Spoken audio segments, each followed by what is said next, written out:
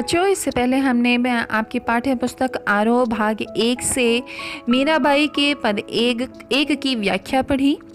आइए आज हम मीराबाई के पद 2 की व्याख्या पढ़ते हैं। व्याख्या से पहले सबसे पहले हम इस पद को पढ़ते हैं। पग घुंघरू बांधी मीरा नाची, मैं तो मेरे नारायण सु आप ही हो गई साची। लोग कहे मीरा भई बावरी, न्यात कहे कुलनासी। विष का प्याला राणा भेजिया, पीवत मीरा हासी। मीरा के प्रभु गिरधर नाग, सहज मिले अविनाशी। बच्चों, इस पूरे पद को आपको पढ़ के समझ में आया होगा कि मीराबाई अपने आराध्य श्री कृष्ण की बात करती हैं और वह यह कहती हैं कि वह बिल्कुल से वह यानी कि श्री कृष्ण यानी कि आराध्य प्रभु हमारे इष्ट हमें सहज रूप से ही प्राप्त हो जाते हैं।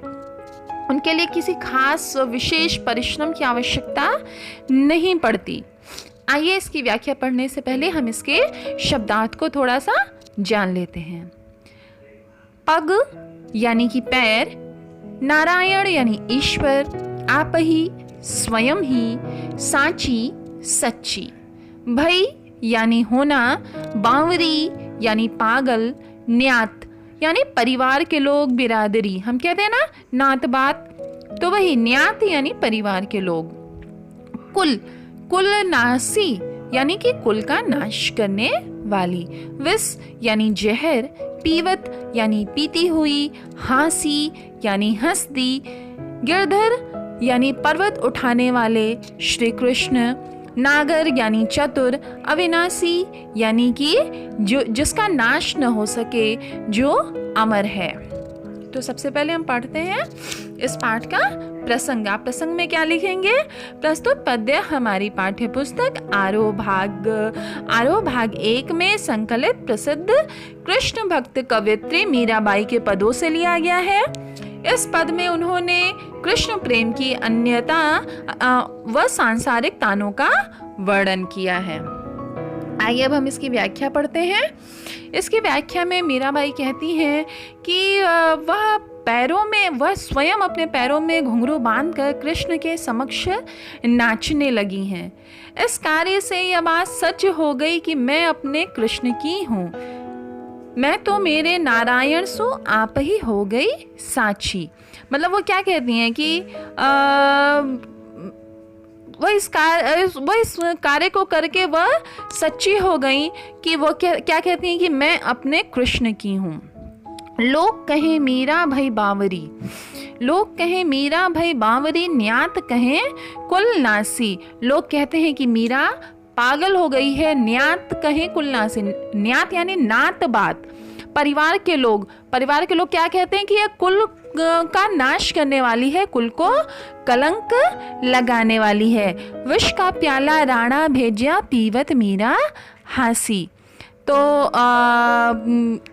मीरा विवाहिता है, इससे उनका जो उनके कुल की जो मान मर्यादा है वह भंग हो रही है। इस वजह से उनके प्रेम को, कृष्ण के प्रति प्रेम को समाप्त करने के लिए, और प्रेम को क्या समाप्त करने के लिए, मीरा को ही समाप्त करने के लिए राणा जो उस समय का राजा था उसने विष का प्याला भेजा उन्हें मारने के लिए, खत्म करने के लिए।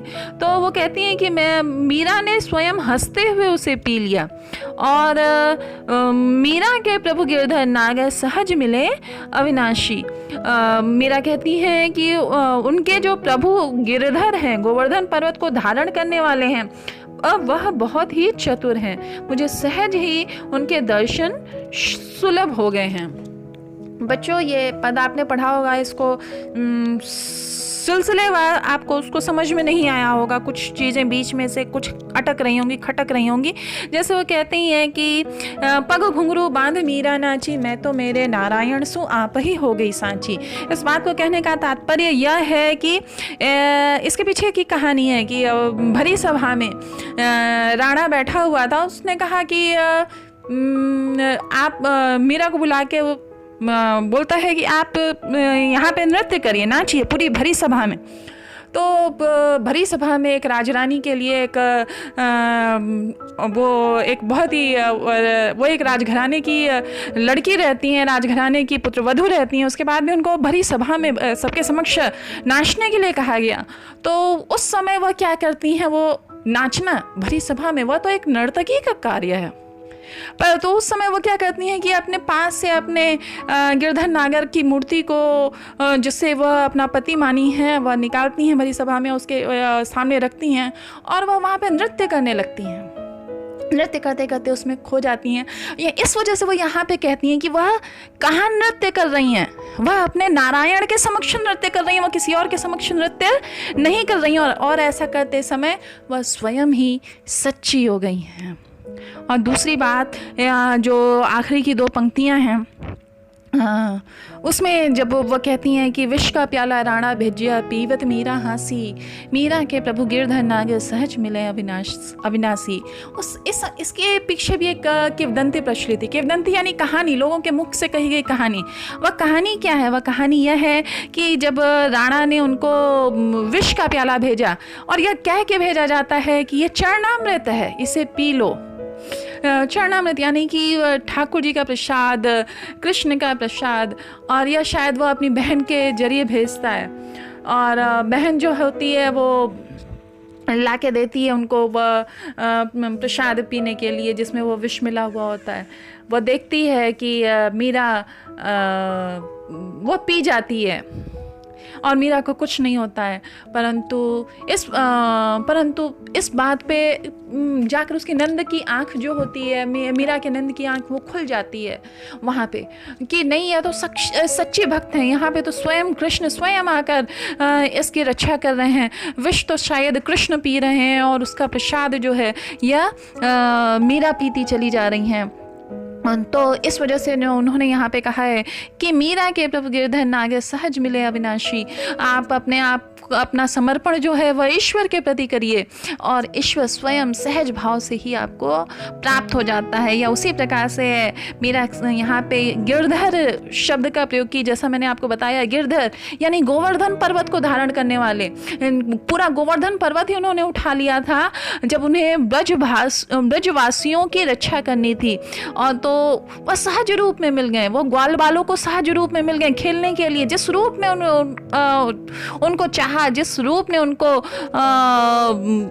मिलना चाहा, किसी ने एक पुत्र बनकर प्राप्त करना चाहा, किसी ने सखा बनकर प्राप्त करना चाहा, उसको सखा बनकर प्राप्त होते हैं। जिसको पुत्र बनकर जो उनको प्राप्त करना चाहता है उनको पुत्र बनकर प्राप्त होते हैं। जो शत्रु रूप में प्राप्त करना चाहता है उसको शत्रु रूप में प्राप्त होते हैं। इस वजह से यहाँ पे मीरा ने कहा है कि यह सहज रूप से प्राप्त होने वाले हैं। कौन? गोवर्धन पर्वत को धारण करने वाले श्री कृष्ण, यानी कि आपके आराध्य, आपके इष्ट। तो इसी के साथ ही आपका दूसरा पद जो है वह यहीं संपन्न होता है। ये इस पद की विशेषताओं के बारे में थोड़ा पढ़ लेते हैं कि इस पद में क्या खास है। तो सबसे पहले आप जान ही रहे हैं कि इसमें कृष्ण के प्रति मीरा का अटूट प्रेम व्यक्त हुआ है। मीरा पर हुए अत्याचारों का आभास होता है। मतलब जैसे वो लिखती हैं कि उनको भरी सभा में नाचने के लिए विवश किया जाता है और राणा ने उन्हें विष का प्याला भेजा, जहर भेजता है पीने के लिए। तो यह सब बातें बताती हैं कि उनके ऊपर यह अत्याचार हुए। यह वह अत्याचार है जो जिनके बारे में हम जान रहे हैं। ऐसे अनगिनत न जाने कितने अत्याचार होंगे जिनके बारे में हम जान ही नहीं रहे हैं। अनुप्रास अलंकार की इसमें छटा है, संगीतात्मकता है, राजस्थानी मिश्रित ब्रज भाषा है, भक्ति रस की अभिव्यक्ति हुई है। बावरी शब्द से बिंब उभरता है।